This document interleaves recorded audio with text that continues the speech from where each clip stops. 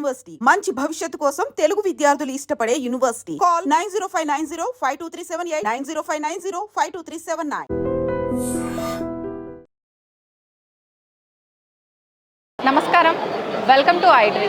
మన సంస్కృతి కార్యక్రమానికి స్వాగతం. నేను మీ విజిత.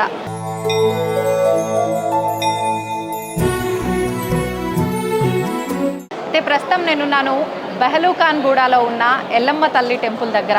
అదేంటండి బెహలూఖాన్ గూడ ఎక్కడుంది అనుకుంటున్నారేమో. అదేనండి, మనందరము పిలుచుకుంటాము బల్కంపేట రేణుకా ఎల్లమ్మ అని చెప్పి ఆ అమ్మవారి ఆలయం దగ్గరికి అయితే నేను వచ్చేసాను. పదండి నాతో పాటు ఆలయం లోపలికి వెళ్ళి అమ్మవారిని దర్శించుకొని మరిన్ని అమ్మవారికి సంబంధించిన విశేషాలు, ఆలయానికి సంబంధించిన విశేషాలు మాట్లాడుకుందాం.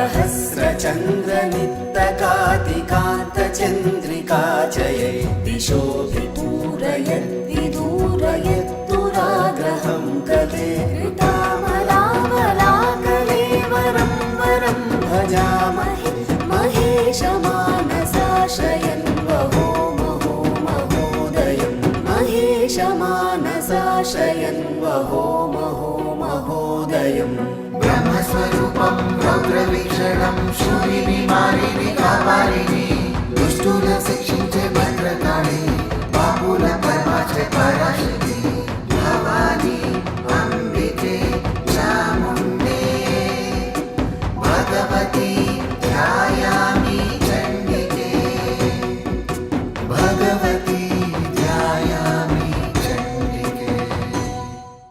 అయితే మనం ఇంతకు ముందర మాట్లాడుకున్నట్టుగానే బల్కంపేట ఎల్లమ్మ ఆలయం సుమారు 700 సంవత్సరాల విశిష్టత కలిగిన ఆలయం. ముందుగా ఎల్లమ్మ అమ్మవారిని ఒక బావిలో గుర్తించడం జరిగింది. అది జరిగి 700 సంవత్సరాలు అవుతుంది. అయితే ఇప్పుడు ఉన్న ఈ ప్రాంతం బల్కంపేట ప్రాంతం అంతా కూడా అప్పట్లో బెహలూఖాన్ గూడ అని చెప్పి పిలుచుకునేవారు.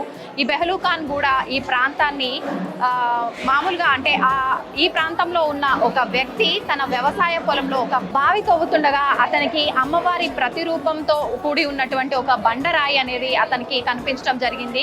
అయితే అతను ఆ రాయిని కాస్త ఆ బావి నుంచి బయటికి తీసుకురావడానికి, ఒడ్డుకు తీసుకురావడానికి ప్రయత్నించగా అది ఏ మాత్రము కూడా కదలకుండా ఉండగా అతను పరిగెత్తుకుంటూ వెళ్ళి ఊళ్ళో ఉన్న ప్రజలందరినీ కూడా తీసుకొచ్చే ప్రయత్నం చేశాడు. ఎంతమంది దాన్ని కదిలించాలని చూసినా, అమ్మవారి విగ్రహాన్ని కదిలించాలని చూసినా కూడా ఆ విగ్రహం కదలకపోవడంతో అనుకున్నారు అమ్మవారు ఇక్కడ నుంచే పూజలు అందుకోవాలని ఆమె యొక్క అభీష్టం అయి ఉండవచ్చు, మనం ఎవరం ఇక్కడ నుంచి అమ్మవారిని తీయటానికి అని చెప్పి గ్రామస్తులంతా అనుకొని శివసత్తులు ఈ విషయాన్ని తెలియజేయడంతో ఇంకా ఇక్కడే అంటే బావిలో అమ్మవారు, బావి పైనుంచి ప్రతి ఒక్కరు కూడా దర్శనం చేసుకుంటూ అలా క్రమంగా అమ్మవారికి పూజలు అవన్నీ కూడా జరుగుతూ ఉండేవి. ఆ తర్వాత శివరాజ్ బహదూర్ అనే ఒక సంస్థానాధీశుడు ఆయన ఇదంతా కాదు అని చెప్పి 1919లో ఇక్కడ అమ్మవారికి ఆలయం నిర్మించడం జరిగింది. ఆలయం నిర్మించిన తర్వాత రేణుకా ఎల్లమ్మగా అమ్మవారిని పిలుచుకునేవారు. రేణుకా ఎల్లమ్మ మహిమలు కొంత గ్రామాన వెళ్ళి ఒకరి ద్వారా ఒకరు చెప్పుకోవటం వల్ల ఆమె మహిమలు అనేది అందరికీ చుట్టుపక్కల గ్రామాల వారికి కూడా తెలియడం జరిగింది. దీనివల్ల మీ అందరికీ తెలిసిందే కదండి, ప్రతి ఒక్కరము కూడా ఎక్కడైనా అమ్మవారి మహిమాన్వితమైన అమ్మవారు ఉన్నారు అని అంటే ఖచ్చితంగా మనం ఎంత దూరమైనా సరే వెళ్ళి అమ్మవారిని దర్శించుకుంటాము. మనకున్న కోరికలన్నీ కూడా నెరవేర్చుకోవాలని చూస్తుంటాం కదా. అదేవిధంగా ఇక్కడ వాస్తవ్యులంతా కూడా వారితో పాటు ఇతర గ్రామాల నుంచి కూడా రేణుకా ఎల్లమ్మ తల్లి బల్కంపేట అమ్మవారి దగ్గరికి జనాలు చాలా కోలాహలంగా రావటం అనేది మొదలైంది.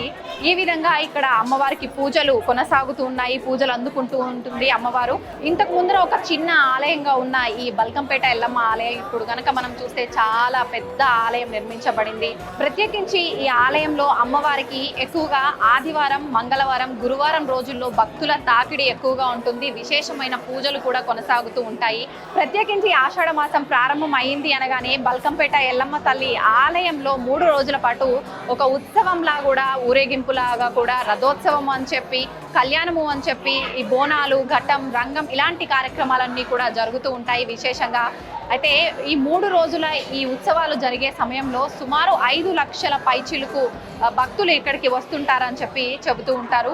మామూలుగా మనం అంటే సాధారణంగా భక్తితో మనం భగవంతులని ఆరాధిస్తూ ఉంటాము, కోరికలతో ఆరాధిస్తూ ఉంటాము. ఎటువంటి కోరికైనా కూడా స్వయంభుగా వెలిసిన రేణుకా ఎల్లమ్మ తల్లి కావున మనందరి కోరికలు కూడా నెరవేరుస్తుంది అని చెప్పి ఆ అమ్మ అనుగ్రహం అందరిపైన ఉంటుందని చెప్పి భక్తుల నమ్మకం. ఇదండి ఇక్కడి బల్కంపేట అమ్మవారి విశిష్టత.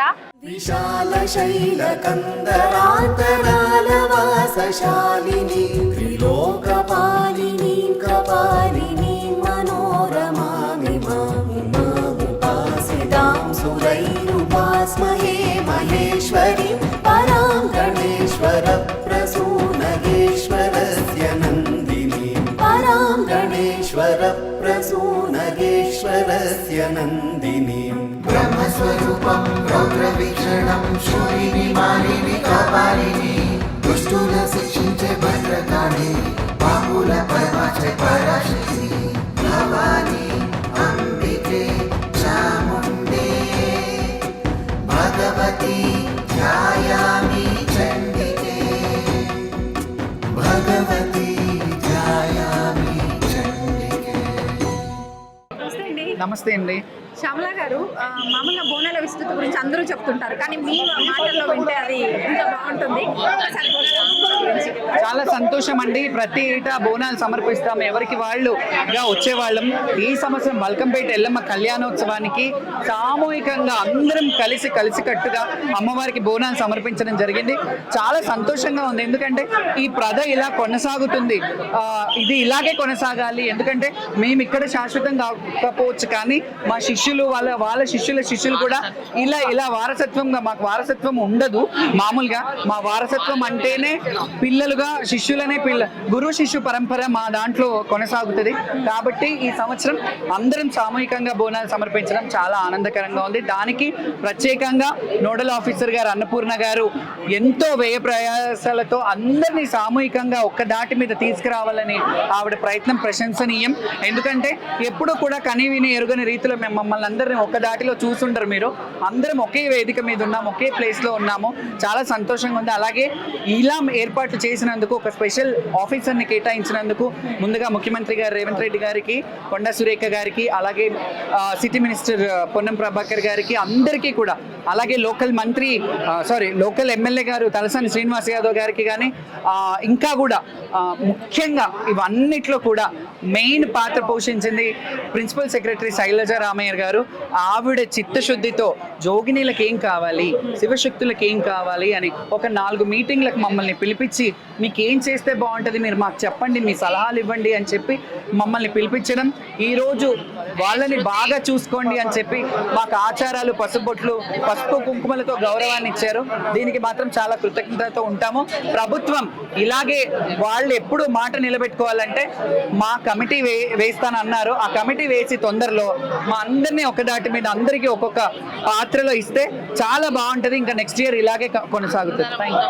బ్రహ్మస్వరూపం రౌద్రవీక్షణం శూరిని మాలిని కపాలిని దుష్టుల శిక్షించే భద్రకాళి పాపుల పరమాచే పరాశక్తి భవాని అంబికే చాముండే భగవతి ధ్యాయామి చండికే భగవతి ధ్యాయామి చండికే.